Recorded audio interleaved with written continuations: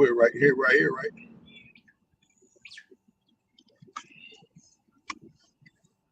This left right here.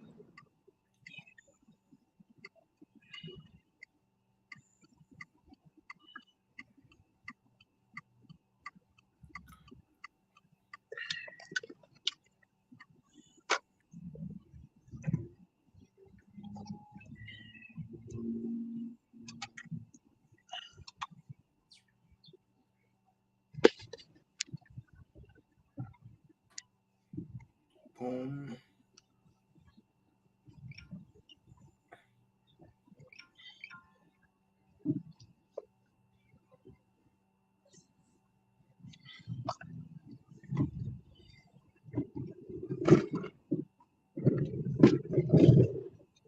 Sharing it out right now. What's up, everybody? If you tapping in, you know what we doing. Short and sweet tonight. I know y'all watching the Celtics versus the Heat. I think who the Celtics playing? Yeah, the Heat. Man, stop watching that trash. That game don't count. It don't count. Lazar, what up? Laser, always in the building. Shout out to Laser.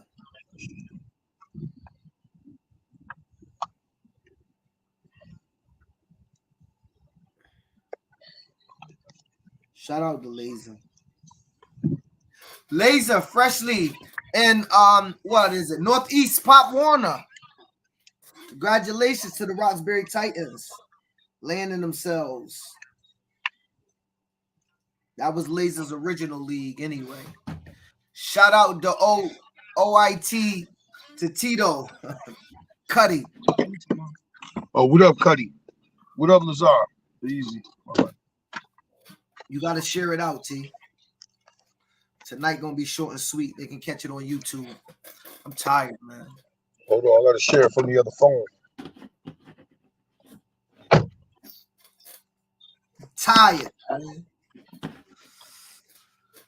We got a couple good chats tonight. I think we're gonna really hit the mark on some of the things that we're really gonna hit the mark on some of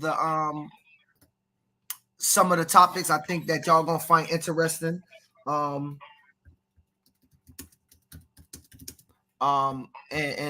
what we got to say. Why Tito doing that? We're gonna go ahead and get this party started right. I met a boy today. That's me. So fine. If you know, tap in, share the post. It's your boy PH, aka the Press, aka Mr. Above One. Come to my town and get with me. She love I'm around. It's not about the amount of talent you have. It's 100% about the work ethic. Ask your coach or anybody that's been doing this. I met a boy today. So fine. Why is it? And they gonna say, oh, yeah, that's illegal. Cut this. Cut it out. All you coaches out there, cut it out. Because that's BS.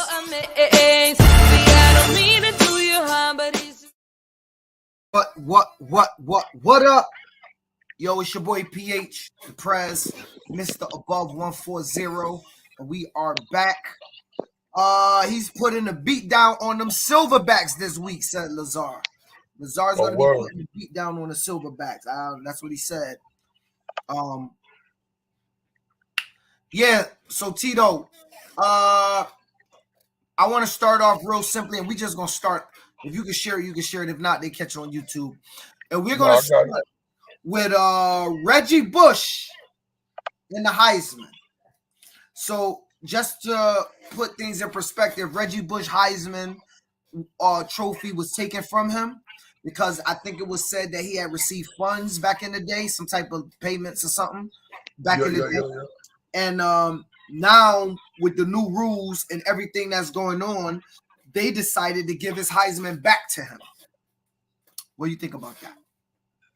Right? I mean, considering, they're doing it now. I think the idea is because what he did then is legal now, it's only right. You know what I'm saying? Because in today's culture, there'd have been nothing wrong with what he did. You know what I'm saying? I think there's some of that involved in it. So they made their case, and obviously they won their case, whoever they presented it to. I'm interested to know how they overturned it, but that's that's probably beyond our level of comprehension. My only reservation to that is like we gotta be careful about opening that spigot. I think that's the word. Spigot. Is that the word? The water spigot, whatever it's called. Something like that. I'm asking that because where does that end? Where if you did something wrong today, or let's flip it, Tito. What if you did something right today? And then 20 years later, it's considered wrong. Can they then? So, let me give an example. For those that win the Heisman today, when it's legal, when you can get money off your name. If in 5 years they overturn that and say we shouldn't have never been paying these kids, it's been wrong. And then 15 years later, they come back and say, you know what, Reggie Bush? Looking at today's standard, you were wrong back then. We're going to take your Heisman from you 20 years later. That's my problem with the possibility of looking back and going in the time and taking stuff or giving somebody something based off of those times. I think that's a slippery slope. Well, here, I thought of something when I saw you post that was going to be a topic. I thought of something right away. Now, they didn't win the national championship, but they made Michigan erase all the Fab Five's history for basically doing the same thing. Why aren't they overturning that? You get what I'm saying? Like, how are you overturning that? And it goes to what you're saying. And you're not overturning all the other things that we know have happened over the last 30 years. What do you mean? What did they take from the Fab Five? With the Fab Five, all that would basically their history was erased. Because Chris Webber, or there was a guy that kind of used to sponsor them, and they were found that they took, you weren't supposed to be taking anything from anybody at one time. And all Michigan, all the stuff, basically their whole existence was erased. The conference championships they won, their place in the Final Four, all the things they accomplished were taken away from them because of whatever infractions they had when they were in college. Yeah, but how do you give someone back history? That's what I'm saying. But they just did it with Reggie Bush. That's the first thing that I thought of when wait a second. Reggie Bush back now is his trophy. Let's be honest, hardware. They can't give him back all of the recognition and the accolades and the respect he should have gotten over the last 20 years or however long. Well, I mean, I think those of us that know what he did and what USC did in those years. But my thing is, they made USC erase all those national championships with Pete Carroll. They got to give them back now. If they're giving them the Heisman back now, wouldn't you think? They didn't take those trophies from USC, did they? Yeah, bro, you better read that. I think that's why Pete Carroll ran in the NFL. They took those national championships from USC. That was all part of that deal with Reggie Bush, I'm pretty sure.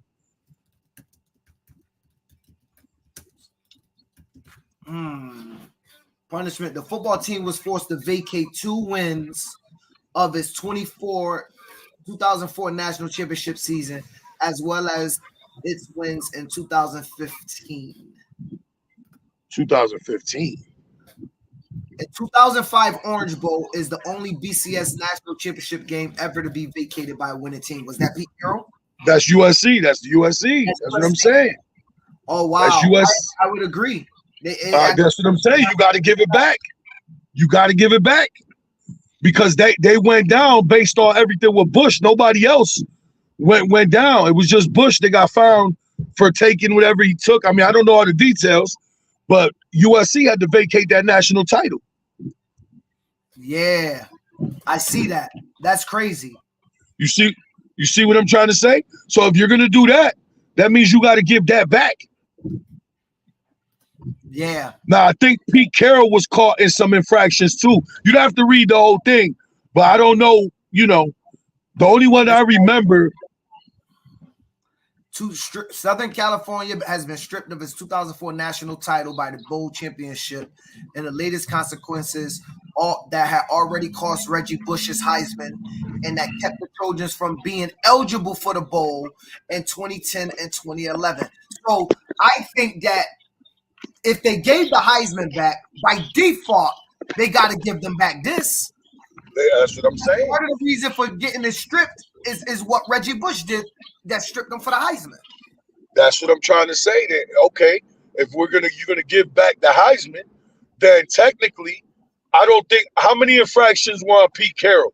I think the reason they got stripped of the title was because of whatever Reggie Bush did.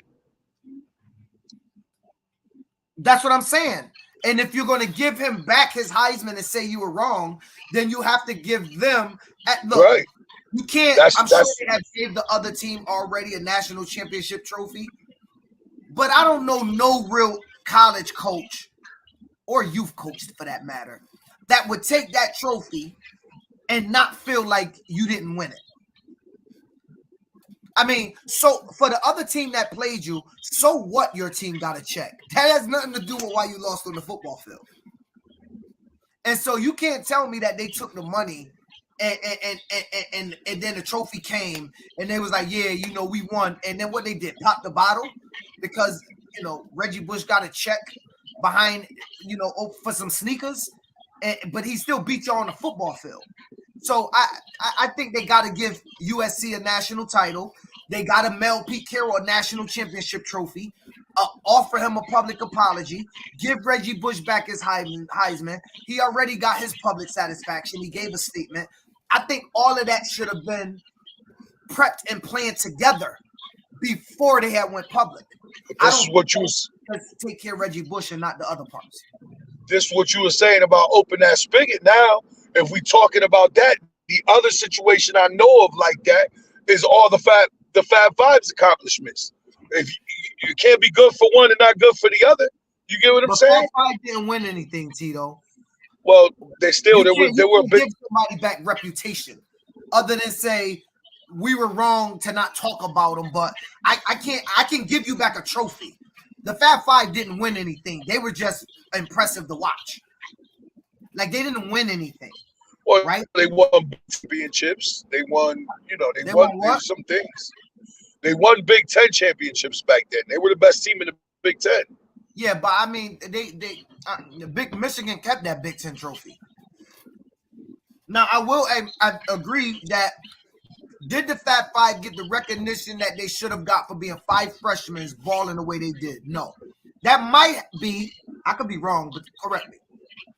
That might be the greatest freshman group to ever exist. Am I right about that? Oh, yeah. I mean, 3 of them were pros. 3 of them were first-round picks, or at least 2 of them for sure. Weber and Juwan Howard were first-round picks.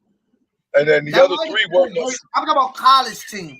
Do we know of a college freshman basketball team that was as good as the Fab Five was? Nah. Melo's the only one that comes to mind and like really dominated as a freshman. But it wasn't 5 freshmen with him. He was he wasn't. Right. Nah. And I mean, look, and Brazinho just said it online, but the only time you knew they was freshmen is when Weber called that timeout. That was a freshman mistake. Well, that happened his sophomore year. He did that his sophomore year.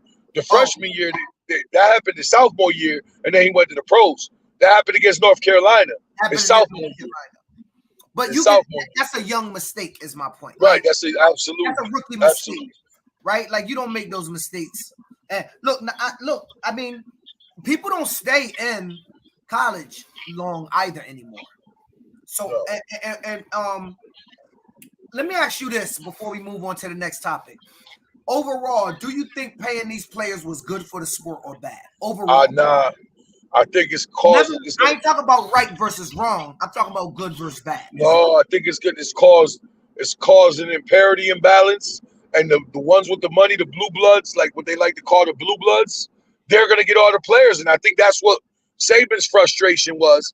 That even as big as Alabama is, their pockets ain't as deep as them Texas schools. Their pockets ain't as deep as probably some of them Louisiana schools. You know, they got good pockets, but it ain't like LSU's pockets. You get what I'm saying? I think that was part of his frustration. I think there's going to be a very big imperative. There's going to be no parity in college sports with the way it's going. That's my opinion. That was Saban's frustration. Me personally, I'm going to tell you what I think his frustration was. Prior to all of this payment stuff, if Saban called and walked into Mike Brazinio home and sat down with his kid, they would have been feeling like they just met the greatest entertainer of all time. it would have been, oh my God, Nick Saban is in Connecticut. He's in my living room. And they would have been Saban, please, what? And Saban could have been on some, what could you do for me at cornerback? Right after the money came, instantly the conversation switched. And Mike Brazilio or his young man would have been able to look at Saban in the eye and say, what can you now do for me to get me to come play for you? I don't think Saban was comfortable with that conversation because now I'm not the big guy in the room. And guess what, Tito? Kids didn't give two craps always about the fact that Saban could get you to the NFL. It was, what have you done for me lately? What could you do for me right now from a deal perspective? Because let's be honest, Tito, what do we say? 1% of people ever going to make it to the NFL? You might as well get as much. Oh, yeah, 1%. Only 5%. Only 5% or 6% of the population played any sort of college sports. Right, but any sort. And I'm talking about D1, D2, D3. But my point is, when you get into college, you might as well negotiate the best nil deal that you can. Because it's no guarantee you're going to make it to the league. So if these 4 years is the only time you can get to a milli, get to your milli. You may never make it out of college to the NFL. Yeah. And so the conversation was flipped on big-time coaches. Look at Deion. Kids don't care about leaving him now. Kids don't care about leaving him. They can go somewhere else and make more money. Even though Deion bring you the props, the money, the glamour, the glitz, they can go get the same amount of money, like you said, out of Texas school. They won't get as much fame, but they can still get as much money. Well, like I'm saying, in Alabama with a strong history and up until now was the premier program to go to. I know for a fact. Because they don't want to pay them. Their pockets ain't deep like Texas's pockets. Texas. No, Alabama got way more than enough money to pay like Georgia do. Tito, the fact is Alabama wants to operate like the New England Patriots, and you can't do that in today's right. time. Well, that's what I'm saying is though, but I don't. Cannot pay these kids. I'm telling you traditionally, and Briseño could speak on this more than me. Nobody's pockets are like those Texas schools' pockets. Trust me when I tell you. You know what I'm saying? What makes you think the University of Texas got more money than Alabama? Tell me why. I'm not arguing with you. I know they got more money. Because it's always been a thing in Texas. Their clubs are crazy. Them dudes in Texas are crazy about football. Like anybody can tell you that. I'm not making this up. You're assuming the alumni in Texas put more money into their programs than you. Absolutely, they do it. And I mean, as Briseño, he's a graduate from one of them schools over there. I already know Texas has the highest budget. I'm asking you, why do you feel like that? I feel because their alumni, I think just the big businessmen for them, Dallas and Houston and the big cities, Austin and all of that, they're behind those universities 1,000%. Their donors and their boosters. Here you go. I got the stats. Texas spent $225 million on their sports teams. Alabama spent $195 million on their sports teams. Michigan spent $193 million. Washington was third in the SFB, and they spent $149 million. Washington? Wow, that shocked me because you wouldn't think them. What about them Oregon schools? Them Oregon schools got big backers too. That's the top 4 athletic budgets right there. Yeah, see, and who's at the top? Just to prove what I was saying, who's at the top? The largest football public athletic budget is Ohio State. Right. They over the last 5 years, Ohio State spent $1.04 billion. Let me put it up for everybody. Wow. So it ain't the largest, but it is large. Here we go. Wow. Over the last 5 years, it's Ohio State, then Texas, then Michigan, then Alabama. Over 5 years. I was reading you 1 year just last year, 23. Then you got Texas A&M, Oklahoma, Penn State, LSU, Florida, and Florida. So in the top 10, I mean, Texas is there twice. Florida is there twice. Ohio State is the shocking one. They're the only ones that's competing with the South. Them and Penn State. And hey, not to change switch lanes, but Lazar made a good point. UMass with Marcus Camby and them had to vacate their Final Four appearance and all of that or whatever when Marcus Camby got caught up in a scandal like that. Well, they vacated wins again. I can give you back wins, but they didn't win anything. Remember, they lost Mike Williams. Right, they lost to Maryland. And they end up losing, right? So yep. Unless you win, it's hard to give something back. Let's see some of these. Emmis, what up, brother? Emmis tapped in. Alabama doesn't have money like Texas. They got money. I don't think they allocate as much to football, but it's clear that Texas allocates more. Archie, you're right. Arkansas has a lot of nil money, and look at their booster. Coke said that. That's true. Arkansas. Yeah, no, it's true. Arkansas, and you got to remember the oil industry is huge in Texas, so there's a lot of that old oil money. People, the guys that hit it big with the oil industry. That's what what's the name said. But it don't matter. Looking at it, all of that money isn't getting allocated into football. Ohio State still beating everybody. So, but Texas was number 1 in 2023. So let's see. Then you got to check how many of those programs are operating in green annually.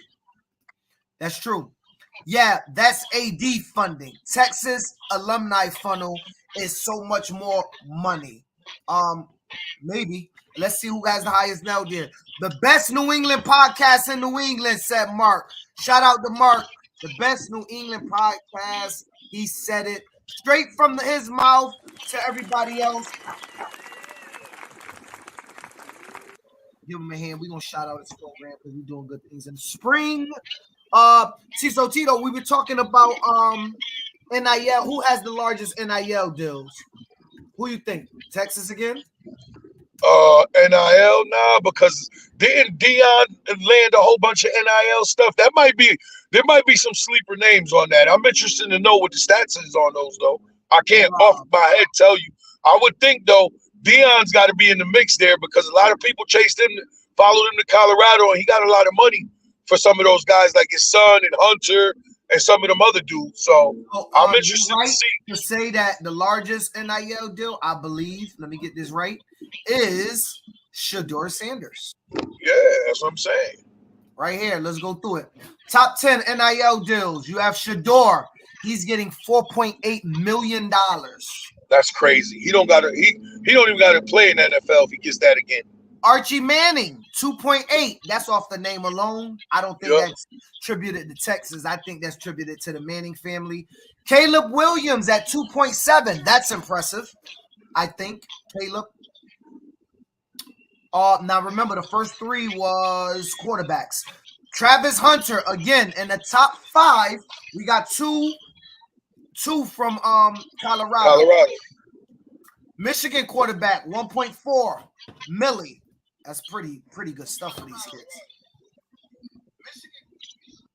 Oregon quarterback, Bo Nix, 1.4.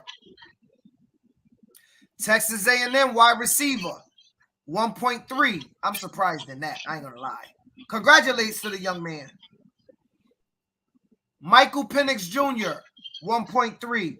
Not so surprised. And Drake Mayo, 1.3, who's probably going to end up with the Washington Redskins. Probably. My program. Well, I can't say Redskins. I got to say something else. Commanders, my bad. Yeah, so Tito, I mean, NIL deals is no correlation they don't seem between NIL and operating budgets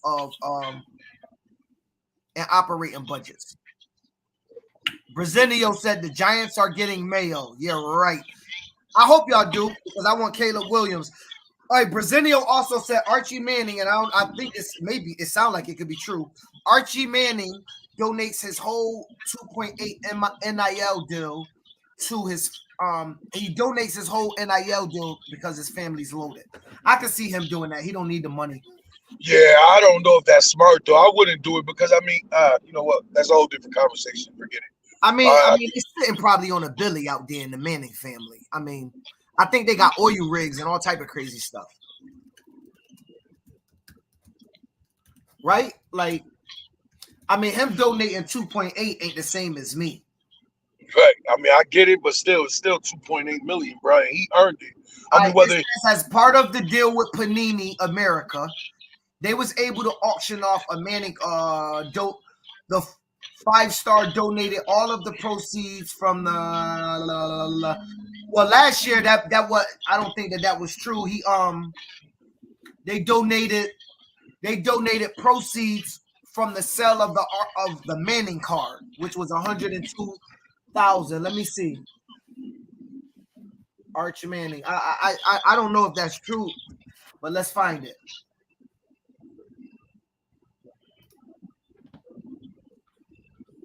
Texas quarterback Arch Manning donates all $105,000 from his first NIL deal to charity. All right, so he did donate it, but he didn't donate the whole 2.5. His first NIL deal was $102,000, and he donated all of that to charity. Has anybody seen that kid play yet? Does he even start? I mean, I don't really follow Ole Miss. That's not my cup of tea with college football. But does he start? Does he even play? Archie, he doesn't play at Ole Miss. I think he's at Texas.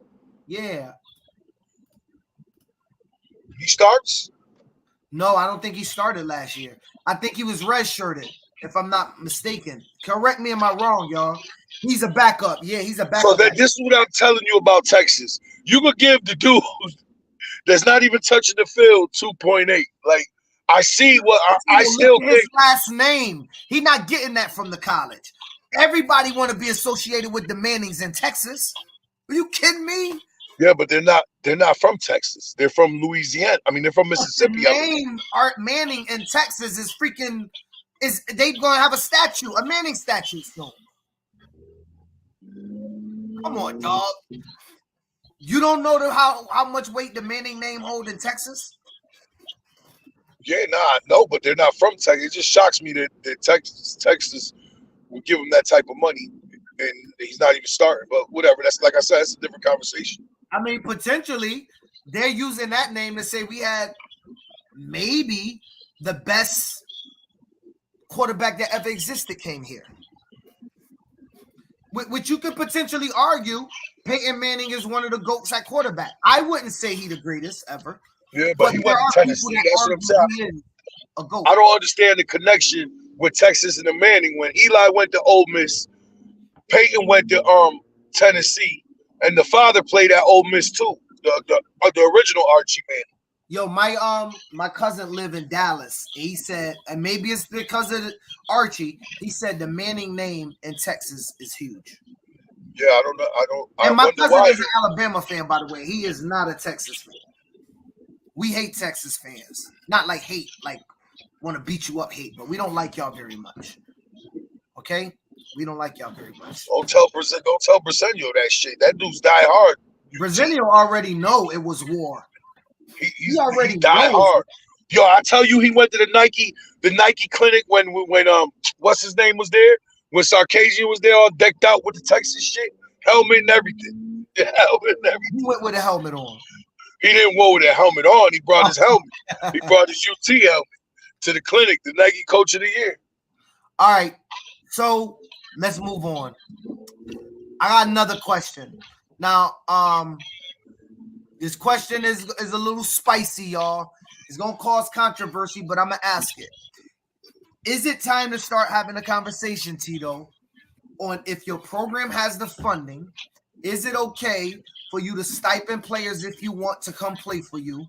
Is it wrong to do? Is it right to do? I'm gonna turn it over to you to start, and then I'll go. I don't like it because once you do that, if it don't work out, then what? If it don't now work you're out the money and out the kid. It's the wrong precedent. I hope people aren't doing it. I mean, we know it happens. We know it has happened. In business, I won't never personally do that you want all the time. What happened? In business, and let's be real, this is now youth football business. They're paying for people to come train with them. In business, you pay for stuff you want all the time. What's wrong with paying Phil's son to come play for New Britain because he's one of the best running backs? He's going to do great by you. He's going to bring you a championship and possibly get you out the national, which could, let me follow me, which could help you promote your program, bring in new youth, which equals bring in new money, which is everything that every other company does. Pay people sponsor them, to make videos of them, to make ads on them, to bring in new revenue, additional revenue. The same thing can be said for a kid that's on the market, that's on fire. Tell me, I'm not advocating saying you should do it. I'm asking a question to everybody out there. If Hartford Hurricanes were to pay Tito's child to come play for me, and I said, I'm going to give you gas money, and I'm going to give you $500 at the end of the year once he finishes. So I'm going to give you $100 up front for gas. I'll give you $50 every 2 weeks, and I'll give you $500 at the end of the season to bring your child to me and be dedicated. Sounds like the new business in youth football is happening, and it's not always monetary, said Shamir, which is true. So I asked the question again, is it wrong, or is it that you don't like it, but you understand it, Tito? Which one is it? I believe it's wrong. Explain why it's wrong.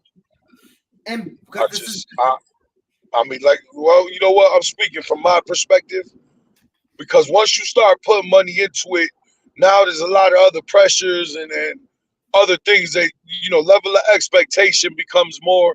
And I think, and from my personal lens, it's heading for a crash landing faster than later. Because now you're gonna expect, okay, if I'm gonna do this, then you better be here on time every day. You better be here, this, and that. And when that don't happen, I can see that leading to other problems. That's just my opinion. I think the level of expectations will get too great on each side. I think the people that receive the money are gonna feel like they got you by the short hairs. And I just think it could lead to. If I pay you, why would you feel like you got me? Wouldn't it be opposite? Because if I'm willing to pay you, I'm basically saying that I need you that bad that I'm willing to go to this extreme. And I just think that's the wrong. But that's the wrong message. Like no other aspect in business. Why would you attribute that to youth football? Anytime money is paid to somebody, even in the NBA or in college, the person receiving the money owes the person who gave them the money something. Why would it be flipped in youth football where I pay you and owe you something? No, if I pay Tito's son to play for me, Tito owes me. You need to bring your son to practice. You need to have your son at my field. Your son need to score touchdowns. You know that it's not going to work that way, bro. You know how this works down there. As soon as you pay somebody for something, now they feel the other way, the opposite way. Like they got you by the short hairs. Like that's, I don't know, man. From my experience with this shit, that's what I've seen. Santo said a gas card is cool for a player that's driving a long distance to practice. Is that cool? You willing to help with gas? I mean, it all depends. It all depends what deal you cut with the team you playing on. So I mean, that's what it is. So I'm gonna tell y'all my perspective because I just like taking the opposite perspective, but for conversational purposes. I gotta be careful because I'm a president. I don't want people asking me for money, but I'm gonna give y'all my perspective. I don't think where we going, we're gonna be able to hold this off a lot longer. I think we got some time, but I think it's heading to a place where players are going to start asking for something to play somewhere. Because we already have people that have been offering kids stuff, Tito, to play somewhere. Like, we know that that's been happening, Tito. Like, what? This conversation isn't new, and it's not like it hasn't been happening. And like Shamir said, it hasn't always been money. It hasn't always been money, but it's going a direction. Do I, as the president of the Hartford Hurricanes, like it? Hell to the no. Because I do not think you should start paying children. But I don't think that is for another reason. Because I think you set something up in these children that's not realistic. If only 5% of the America is going to play college football, what percentage of that 5% is ever even going to receive an NIL deal? And if youth around America start getting money early, we give them a false sense of security that this is what can happen with their talent. And I do believe we have a duty in the youth football world to speak life skill. I just do not believe that we're going to be able to hold off the thwart of where we going more. We scholarship, but it's limited per team at the head coach's discretion on how to disperse. That's paying for a kid. If you scholarship a person, that's paying for a team. Make no mistake about it. If you scholarship a kid, you paying for him to play for you. I know y'all don't like the way it sounds, and you're going to try to dress it up, and you could put lipstick on a pig as a pig. Now, it's not paying. I mean, let's just be real. It's true. If you scholarship a kid, technically, you're paying for the kid to play for you. And if that happens, Tito, what's the difference? If a kid come to you and say, yo, I don't got the money, do we believe you're going to give the same opportunity? Maybe, because I've done it. But will you give the same opportunity to a stud and the same opportunity to an NPR player, and you only got one scholarship left as a head coach? Do they both get equal consideration? I ain't asking Tito, but I'm asking. So Mike Brazilio said that New Britain Power Raiders scholarship, but it's limited per team and is at the head coach's discretion. So my question is, if you have two kids, one's an NPR, one's a stud, and you have one scholarship left and you're a head coach, are they getting equal consideration? Well, I'm gonna tell you like this, me personally, because Briseño handles that part of this for us. He knows who I used mine on this year, and it ain't a stud, and he could attest to that. But that's a different question than what I'm asking. I'm just saying. You didn't use it on a stud. I think that you should never do it. You shouldn't do it, but I'm scholarship no players? No, you should. Like hardships, true hardships, you should. But to pay kids to come play for your programs, well, I'm drawing the line. I'll never do it. I won't do it. I'll never do it. I don't care how good you are. I don't know. And you know, I've let go. How many of good players you seen me let go? You get what I'm saying? I think a scholarship is the same thing. You're letting the kid play. Well, see, but I look at it as true hardships. You know who your true hardships are. It's a different conversation. I don't want to muddy the waters. Oh no, we ain't muddying no waters. This is the conversation. Yeah, if you're allotting a certain amount of money to a child, my question is, all things being considered, two true hardships, one NPR. That NPR player sounds crazy. It's not funny, but I'm dying. One NPR, one stud, one scholarship left. Listen, I'm parents. I'm gonna say something that's not popular opinion. Probably the stud is gonna get it. I'm just gonna be honest with you. I ain't here to sugarcoat y'all, and I ain't even gonna lie to y'all. I'm gonna just be real with y'all, because talent plays into everything that happens, because a program is a business. And if y'all don't believe it, the truth of the matter is, I don't know about other places. Tito coached at Hartford. He could tell you this. We don't have the ability to lose at Hartford. We won't have a program. Not that other side. I'm talking about the Hurricanes. If a team lose 2 or 3 games, y'all can ask our parents. My parents want to have a team meeting. Yeah, but that's become over the last 10 years. That's become worse, because they used to not be like that. Now, in the day of social media, where everybody wants to be a part of a winner, it's a more serious problem. But I think even that is part of what's killing our culture. That right there. Oh, I can't win here. Let me hop over here and go jump on, the LeBron shit. Let me go bring my boys together and go try to chase a chip somewhere. You know what I'm saying? Which leads me to another question. We can intertwine them. I had put out a statement that said, parents, be conscious about making sure your child is in development And it's not only about winning. A lot of you parents out there is moving your child so that they can win, and it's hard in development, right? Is this? I just want parents to be conscious about that. Weighing out. Now, we all want our children to win at sports. We scream for our kids and all that, but weighing out, putting my child with a coach. It's not a lot of coaches that's going to develop your child and win. This is a hard conversation to have, and the coach is going to swallow it. There's not many coaches out there that's going to do both. You're going to have some coaches that got all the talent in the world and they're going to win, but they're going to pound their chest like they're developing. The truth of the matter is, some of the best developmental coaches won't win. And some of the best winners don't develop. Finding that medium spot is not an easy thing to navigate. When you find a coach that's developing your child and that's winning, you parent better stick with that program and stick with them. There's not a lot of people, programs, and individuals that can accomplish both. That's a hard-ass thing to do. And we don't give enough credit to those people. They won't win all the time, but they damn sure ain't going to lose all the time. The consistency and the coach, a good coach, is development not going to waver.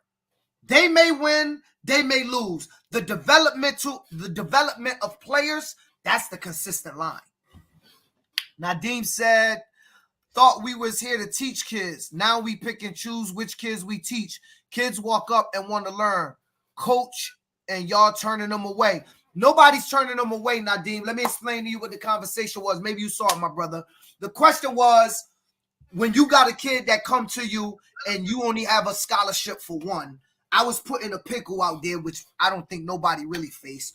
But the idea is, Nadeem, 2 kids coming to play for you. You got 34 kids and 1 scholarship. Neither one of them got no money.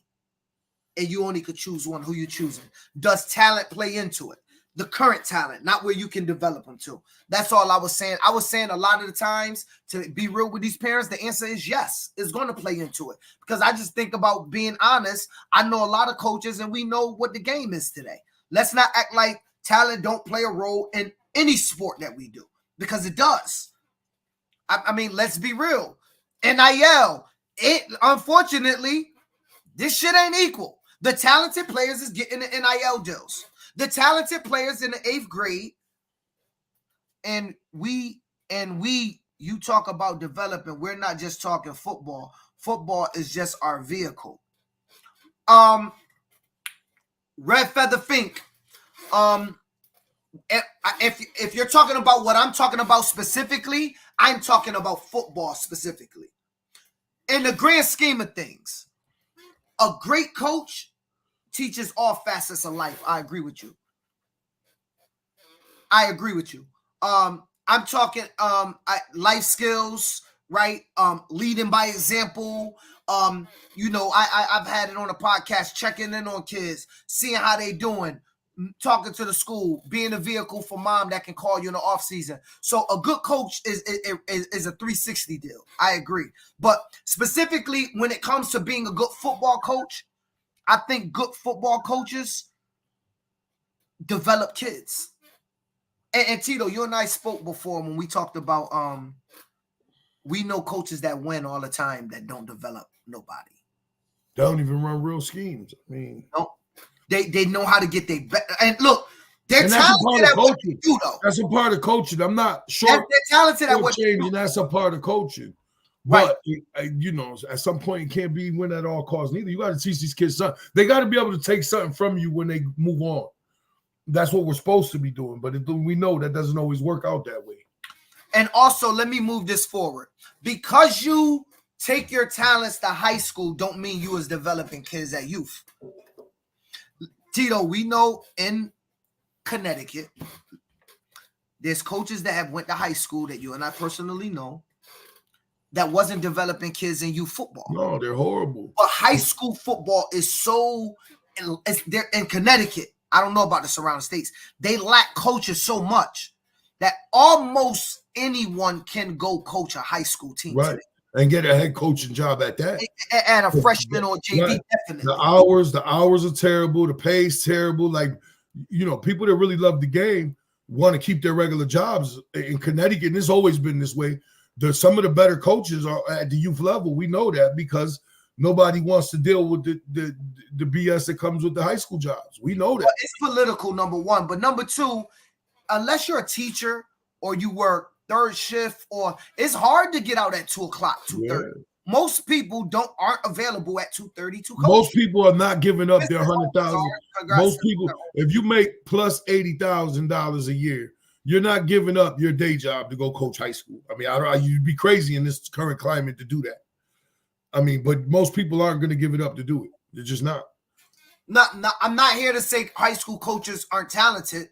I'm sure that their level of expertise at what they're doing, their schemes are a lot more complex than us at the youth level because we don't have to be that complex. For those that's coaching 9U, it's not this. A high school coach is going to be more complex. They're going to be a little bit more knowledgeable. If you're studying your craft and you have both, the high school coach should be more knowledgeable and more complex. And the 9U coach shouldn't, because why would the 9U coach need to be running those schemes? If they are, they're probably not winning. And no, I'm not saying the youth can't learn complex schemes. I'm just saying if you're watching a 9U or 8U or 10U game, they probably don't need to run a varsity level scheme in order to be successful. That's all I'm saying. But I do believe, Tito, to get back to the original point, that I think we're headed, and I hope I'm wrong, as a program that as a person that has to raise money for a program. I hope I'm wrong, because I would not be able to afford all the people would ask for money. I do think we're heading to a place where either registration fees going to ask to be waived to get their child, and you're going to lose them to the ones that's willing to do it. What up, Kel? Who's that, KR? Yeah. What up, KR? Or I just think this money thing is top-down economics. I think it's Reaganomics in the sports. I think it's Reaganomics in the sports. It's doing the AAU, and AAU is there. It already happened in the AAU. It's already happening. These kids pay $1,200, $1,300 for AAU. You a stud. You come here, we give you sneakers, we pay your fees, we make sure your mom's straight. That's always been happening at AAU. Right. But my point is, with the NIL now is shifting over to our sport. Yeah, well, listen. Mike Milner said Florida already pay kids to play. I believe that. Come on, man. That movie, The Year of the Bull, was showing that was going on 20-something years ago in Miami, where they were horse trading players basically for money and gambling on games. Watch that DVD. People that are interested in it. Well, I think it's called The Year of the Bull, something like that. It was from way back when. And 20-something years ago, that was going on in the Miami youth area over there, between Liberty City and all them cats that's over there. You know more about that scene down there than me. But I was there when they bet. Yeah, I was there when they bet. You know what I'm talking about. Right here. I know football will carry me to the next level. Yeah, I think he's the best. One of the best in the country. We are Bulls to the end. He is focused on a record-breaking season. They expect nothing less than a state title every year. That look like Gwen Cherry Bulls. Grows up. I think they're scared to death right now of his grades. A lot of people depending on me. He's the greatest. Oh, do you understand me? This is the year of the Bulls. Yeah.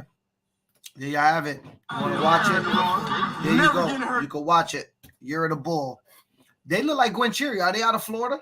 No, they're out of Miami. That's northwestern out of Miami. They're yellow and blue. Oh, that might be their. They might be their feeder. That might be their feeder. But there's a part of it that they show in the youth. When you watch it, you're going to see that they show some of what goes on even at the youth level. You'll see what I'm talking about. Guess who's Bazak? Oh, my man. Todd Casey. My man. G Unit. My man. Ty, log off.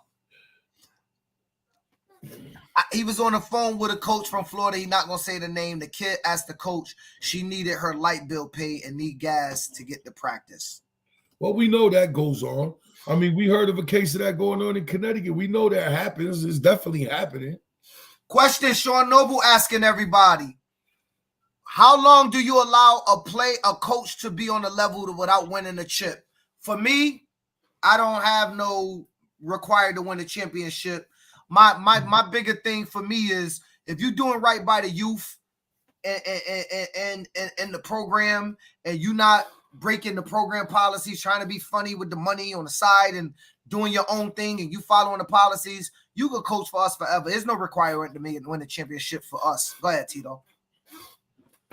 I mean, dude, my thing is retention. The only way we and I don't even think we get involved, but you get the sense when the team is falling apart, and then that's when you need to step in and interject as a president or a program leader. That you need to you get the sense of when a team's falling apart and when you need to interject. But that's if you got a grip on your organization, like I told you earlier today. When you're running these organizations, there's a certain level of politics you got to play to keep your organization strong. Yeah. You need to keep your organization strong, and you need to protect your brand at all costs. And I know this is probably going to go over a lot of people's heads because you're not in it at the level that me and Phil are, that you have to protect your brand at all costs. And sometimes that means you got to do some unfavorable shit with unfavorable people just to keep the program strong. You get what I'm saying? Because you don't want to lose. You don't want to have a mass exodus. I mean, that retention is the key to the game. Now, Dean. So my answer to that question to what Sean Noble's saying is, unless the team is in dire straits and we know we're about to lose the whole team, if they're doing all the things you say, if they check all those boxes, we really got no reason to push them out. I mean, if they're committed, they show up every day. Now, if they're 0-8 and they score a touchdown all year, we got to look at some things. You get what I'm saying? We have coaches that's been here 10 years that haven't won anything and want to move with their kids. Hey, Sean, let me ask you a question. Because for me, this is the ultimate question. What's the retention rate of that coach? Are his kids all coming back every year? If they are, I think you leave that coach alone. Maybe they're developing and they're just not winning because there's another team that's better. But if the kids are coming back, the parents are coming back, they're finding something in the program that they like. You're not losing. Retention determines a great program. It's not wins and losses. Wins and losses can help you with retention. Ultimately, retention is what determines the best program. I say that all the time. And I know people get rougher when I type all the time, #1 program in New England, because everybody think I'm talking about the Hurricanes win all the time. If you know us, you know we don't win all the time. I've lost a lot of football games. I don't have a problem. I do have a problem losing, but I lose a lot. I have lost a lot. I lose a lot. I win a lot. All of that is just wrapped up. But you have to understand that what goes on, you have to understand that retention is the key. If you're retaining 90, 99, 95% of your program is doing something right because your community's coming back to you, the parents is coming back, the kids is coming back. Whether they're winning or not, they're coming back. The program is running good, at least for the community that it's in. You may do the same thing in another community. It may not work. So you have to learn your community, and I think it's important that you worry about the retention rate. Everybody every year should be looking at their retention rate. How many kids we had last year that's eligible to play this year that decided to come to us and not over there? And if it's over 20%, if it's 20%, you need to take a look and say, why is this 20% of my community every year choosing to leave and go out of Dodge? That to me is the key to youth programming. Why is my retention so low? And if it's high, how to maintain that standard. That's just my assessment, but I'll put it on you, Tito. But I think that is a great question of what we should be doing. We should be wondering why our retention rates are high or low. And that's what we should be targeting. The wins and the losses is in between the lines on a Saturday. In between the lines at practice. We all want to win. That is the goal. I don't ever take the field when intentions on losing. However, it's not the end all be all. The key is as a program manager, as a president, as a football commissioner, as a vice president, what is our retention rates? The same thing for league presidents. League presidents don't want to lose teams. How do we retain all the teams we got, make sure they're happy, and bring in new programs to our leagues? Retention is the key to all of it. Retention is the key to all of it. And I don't think we talk enough about retention. Too much football talk is about win, loss, loss, win. And that's the social media. That's the social media area too, where everybody got a voice now. Before it wasn't like that. Now everybody got a voice. Right. And so I just think that we need to make sure that when we talk about, so Sean, I wouldn't necessarily, no one should be doing anything unfavorable for a brand. It's about kids, whether you have 1 or 100, you run with it. Yeah, no, I think, Nadim, I think the point is with the coaches in your program. So Nadim, let's say you coach for me, and hypothetically, I'm the president. I know you come or leave with around 30, 40 kids, right? And there may be some concessions, and not concessions that ultimately curb the direction of the program, but I may have to say, you know what, Nadim want to practice on Wednesday. Hurricanes only go Tuesday, Thursday, Friday, Saturday. He can't make Tuesday. I'm going to let him practice Wednesday because I need this brother in my program because it's helping us be strong. So those are the type of concessions and unfavorable deals. I think that as a program manager, I could be a stickler. This is what I do, and I'm saying no, and Nadim go out the door. He goes to a program that's more conducive to his schedule, and out the door goes 30 kids, i.e. 30% of my program could leave with you if I got 100 kids. That's a business decision as a president that I gotta topple with and think about when making those decisions, right? When's going to be the practice schedule? What time practice is going to be? How long we're going to practice? What days we're going to practice? Just those things. Sean said our 10U team won 3 chips back to back. I protect the org by letting those coaches stay with them because we know what they're dealing with at the upper levels.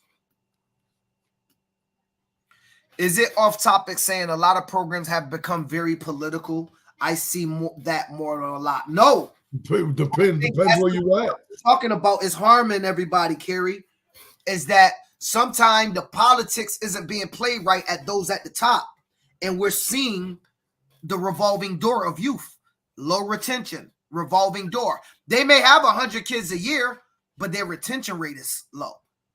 When you look at these teams that's been together with the same coaching staff, 10U, 11U, 12U, 13U, and you see at 10U they won championships, they had 30 kids, and at 11U they won championships, had 30 kids, but 30 kids don't look the same. And at 12U they won the championship, and 30 kids don't look the same. That may seem like success. In my eyes, I don't see success necessarily in that win. I look at the retention of that team, right? It's no way, Tito, and from my understanding, there's no way teams are winning championships, having fun, doing right by the org, and then 10 kids just deciding. I went down to Florida. I had fun. My family had a ball. We enjoyed ourselves. Our kid got coached well. We won a championship, and I don't want to come back next year. I want to go play for somebody else. Typically, those kids want to stay together the whole time. When you see all of that turnover, I think usually something is wrong. You wrong if you put the team in the hands of coaches that can't coach. Yes, you are. Now, that's a different discussion, Sean. So the question is, are you wrong if you put a team in the hands of coaches that you can't coach? So okay, Sean, you throwing missiles.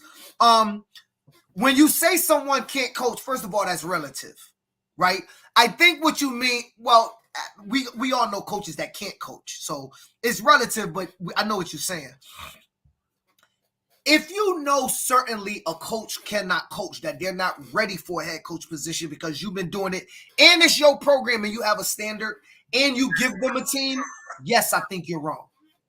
I think you're wrong to put them at the top. To me, those are the political decisions that Tito's talking about that you got to be a stickler on and say, I'm sorry, man, I can't allow you to coach this 10U team. And yes, he may leave and go out the door because he's upset, but you got to make that decision because that's the right thing for the program. That's not about winning and losing. It's about the things that I'm talking about. He can't coach.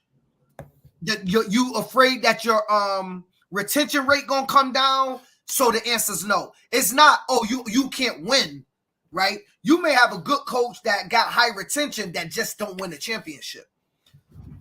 So I just wanted to make sure that we understand the difference between the two.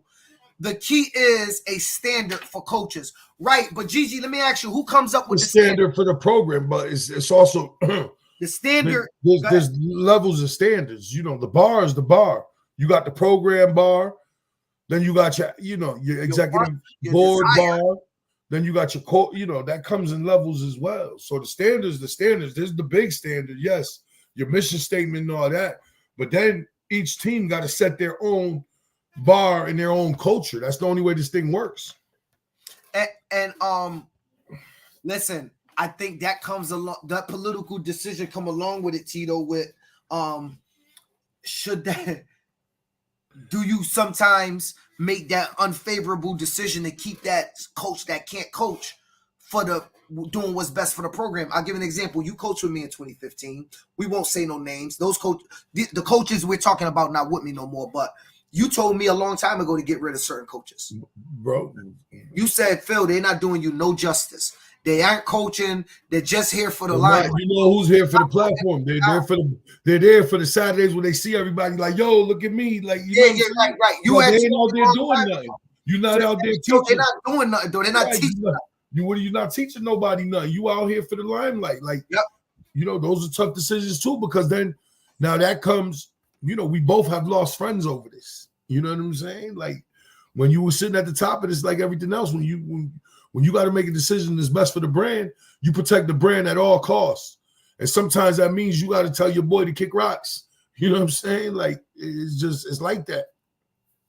It's true, Gigi. She said it starts at the top of the program. You got coaches who can't even run or manage a practice. Right. Listen, there's a lot of coaches, in my opinion, that don't run a practice that I think is a good practice.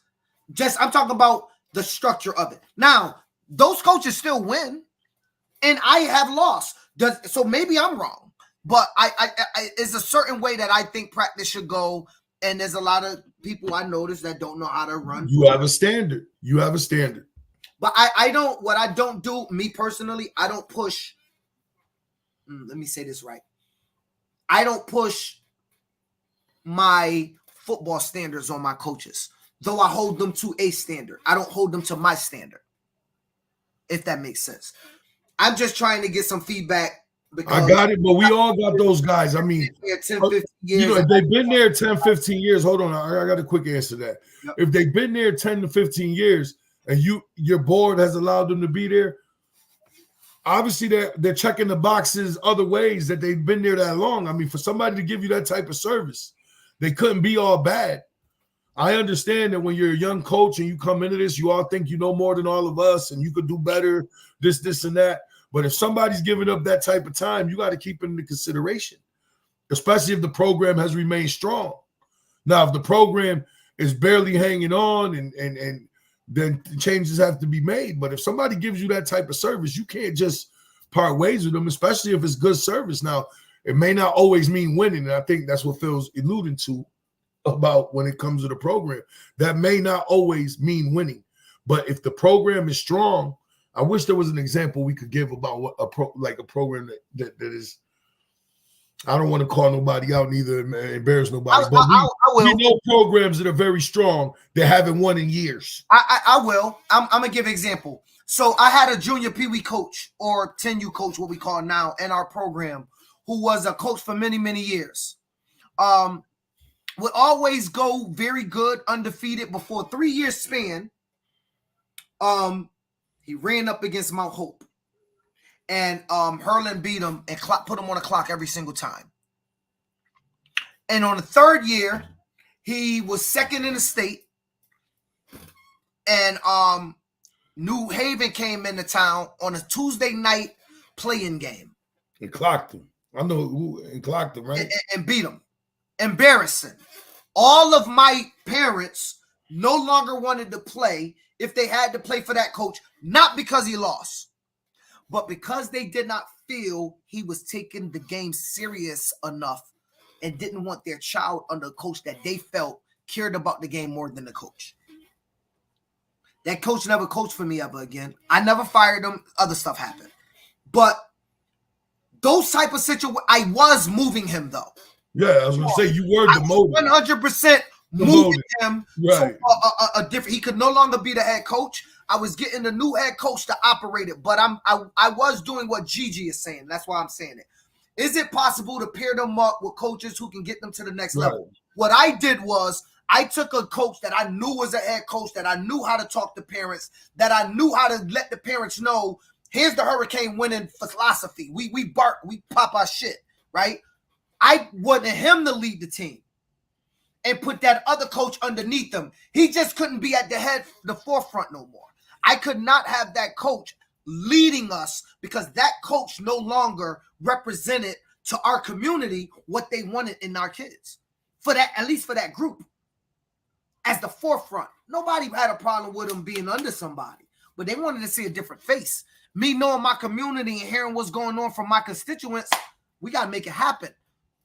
It wasn't, now he took it personal. He got mad. He didn't like it. And me and that man no longer speak. And I am perfectly okay with that. I never need to speak to him another day of my life. But the truth of the matter is, those type of coaches, Sean, never look in the mirror. They'll never look in the mirror. And we always going to be the bad guy. I'm always going to be the bad guy to somebody like that because I have to look at somebody and say, you didn't do right. Well, you also have and I did it respectful, private, in a space. I ain't write no email or put nothing on social media. You also have the duty to put your brand and program first. And that's what a lot of these cats lose sight of, that you got to continuously move your program forward. And sometimes that comes with tough decisions. Wins and losses are the smallest part of dealing with you. I've lost plenty of games, but at Michigan State, URI, Vanderbilt, Brown, that's the pinnacle. You can have a youth game. You can have the youth game, I think. But I got guys, I think, at those. That's why you don't ever see teams from Western New York, because it's the same coaches that have been around forever, and it's time for some changes, and folks still in denial, he said. Who's that? That's Sean Noble? Yeah. I was going to ask him where he's at. So he's out that Buffalo area, out that area up there. Okay, I got you. He's upstate. Mike Cazenio said, that's 100% accurate, Kerry. There are many teams at all different levels that have to deal with that. And this is what he's talking about. I feel that in some ways programs are ran by, if you're not in the right clique, you don't get to be part of the league. Phil, you and I had a great convo about that weeks ago. You know where I'm going with this opinion. Yes, 100%. We actually talked in Disney World, greatest place on earth. It's true. I mean, it's just true that, you know, if you not part of a board's clique, they'll make it hard for you. I try to make it easy for everybody in the Hurricanes. Maybe I don't. I think I do. Maybe I don't. Maybe some people feel it's cliquey. I do have dudes that not only have I been around since we started, but we was on the block together. And so maybe people feel like, oh, you like that person more than me. I don't know. But I got dudes that wasn't on the block with. Mike Milner, I wasn't on the block with him, but Mike's family. Tito, you know me. You just had lunch. All you can eat. My family too. Together. So, like, I mean, me and you ain't grow. We met each other in the early 20s, yeah. But look, I mean, we, you know. Just... So I don't see the I just don't. I don't know why people doing that, but I do agree with Kerry, like Mike said, and he said Sean is from the Buffalo area, AYF UYFL area. Word. So, it seems like yeah, the programmatic thing, it seemed like stipending players is, at least in New England, is going to hold off. Mike Kyle said, "What up?" What's good, Mike? From down in Georgia. Isn't Mike in Georgia? Yeah, he in Georgia. Y'all do. Sean's from Rochester, though. New Britain's own Mike House. New Britain's own. You heard me? Sean's from Rochester. Oh, he over there. Rochester got the rap game messed up right now. All the hottest rappers out of Rochester, Syracuse area. You still talking about that? I'm just keeping it real. You know my last time we talked, you couldn't even give me the top 5 rappers in ever. You said 5 names, then reneged. I forgot DMX. I gotta put DMX in it. I can't do it. I can't name 5 rappers. Like, come on now. Look at Gene. Tell Buffalo line it up. Springfield be jumping out the window.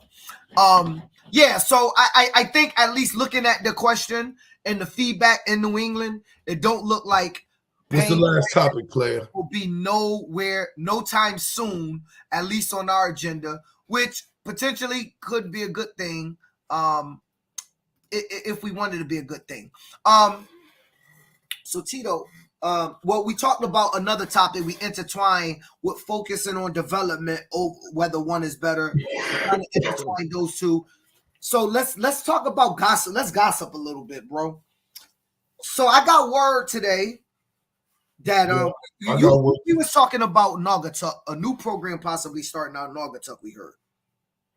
Yeah, I'll tell you what I've been hearing. I've been hearing what I learned. I've been hearing about it for 4 or 5 days. I'm gonna tell you what I learned. Yep. I found out that they were not voted into Fairfield County. Okay, so that was false because of the location of Naugatuck that exists in Naugatuck. But there is something brewing in Naugatuck. No. I found out Naugatuck did not get into Fairfield County. They attempted to get in, and the vote didn't go well, and they were voted down. You talking about regular Naugatuck, or we talking about the facet that I was telling you? I was told regular Naugatuck tried to get in. Somebody correct me. I could be wrong, but I'm telling you what came out of the mouth of somebody who was, you know what I'm saying? I got you. They said that, hey, Sean, I appreciate you, brother. It's a lot of football knowledge up here. We just give a point, but it's dudes in the comments that got good insight, that got winning traditions. Gene Miller said nobody plays Naugatuck. That's true, Gene. I don't play them, but it's something to talk about, Gene. News, bro. We the New England Youth Football Podcast. We report the news. We cover everybody, not just those that I play or you play. But tell Naugatuck lined it up. Gene Miller, cut it out, man. Yeah, so I got word that they did not get voted in to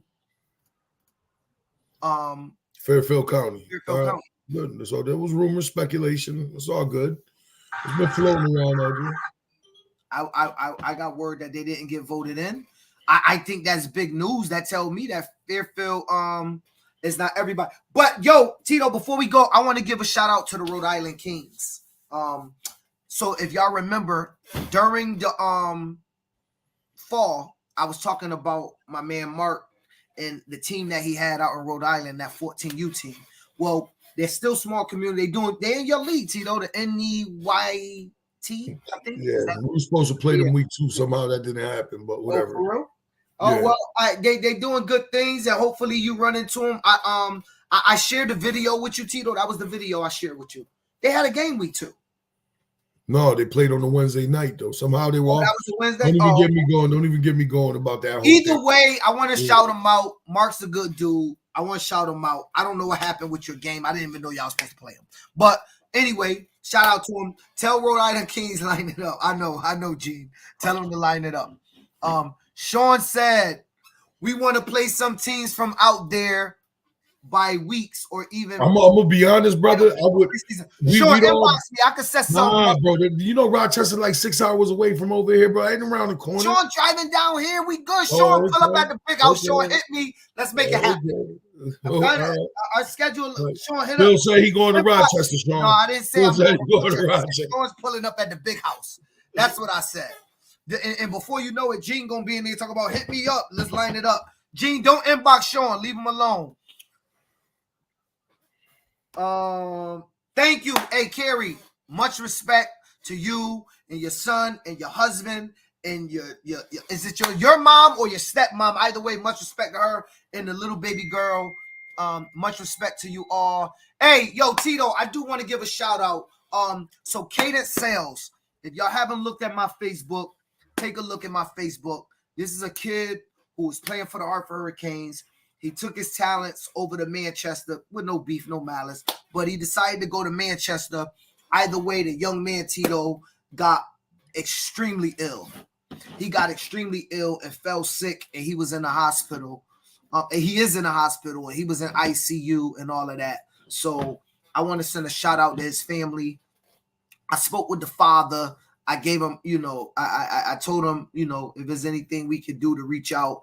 I'll share the GoFundMe in the chat right now. If it's anything y'all can do, or if y'all even not, and it's not just for this kid, right? If it's anything y'all could do for if y'all have any of these stories and they need to be shared, I think it's important that we share these stories, because it can't be a community if we can't at least attempt to help each other in these situations, right? There's parents on here, there's coaches on here, and there's kids on here, and everybody go through this stuff. I just put the link there. Y'all can go check it out. The young man got severely ill, and he's fighting for his life at Connecticut Children's Medical Center. So shout out to the young man. We pray that the family continue to fight and all of that good stuff, because it's important that we try to make sure that that families got some type of support.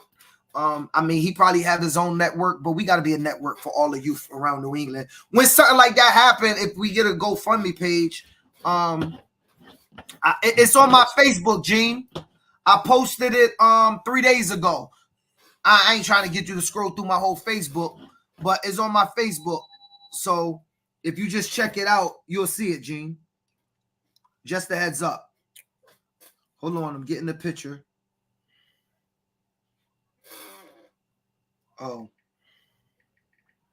That's just an announcement that the Newington Knights have joined Northern Connecticut Pop Warner, Tito. So Newington is back in Pop Warner. I heard that a couple weeks ago, though. That's yeah. They I guess they joined back in Northern. So shout out to Newington for joining Pop Warner. And Tito, I'm gonna I don't know. I'll leave it up to you to kind of discuss on the end.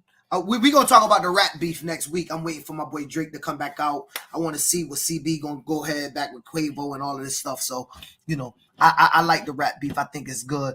I go on your Facebook every day to see you lose a race to your daughter. Gene, I won the first race, bro. I just posted them backwards. You trying to play me? What you talking about?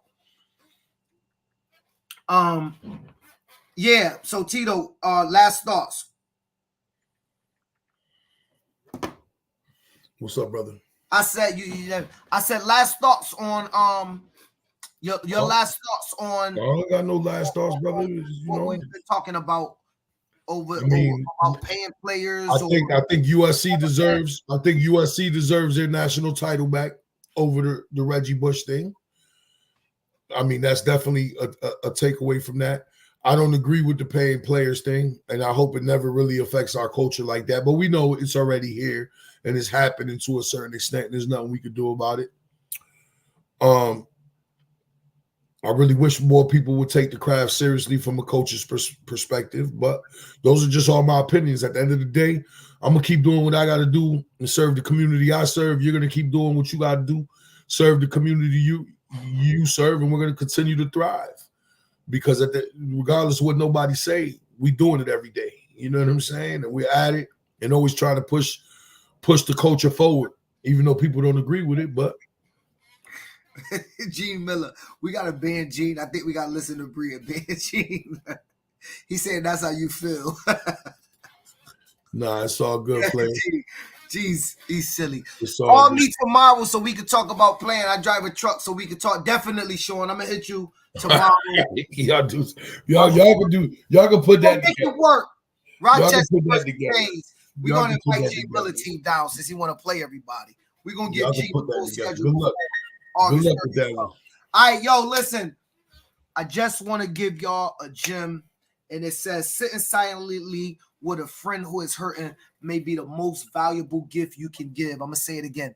Sitting silently with a friend who is hurting is one of the most valuable gifts you can give. So if you know somebody that's going through something or hurting, man, and they F with you like that, having a seat with them and talking to them, that's one of the most best gifts you can ever give somebody, man, because that type of time, if you want that type of time with somebody, that's something that is more valuable than any other thing you can give somebody. So I don't know who's out there that y'all around, if y'all around anybody real, if y'all got anybody in your life that'll just hold you down and sit on the block and chill with you. They may not drink, they may not smoke, but they could just sit with you while you do what you do and talk to you. That's a valuable gift, man. And everybody don't have people real around them like that. So if you do, make sure you take the time to do it. With that, it's your boy PH, the Prez, Mr. Above 140. And it's my co-host. It's your boy, Coach Correa, the General. Peace. Peace, love, and hair grease.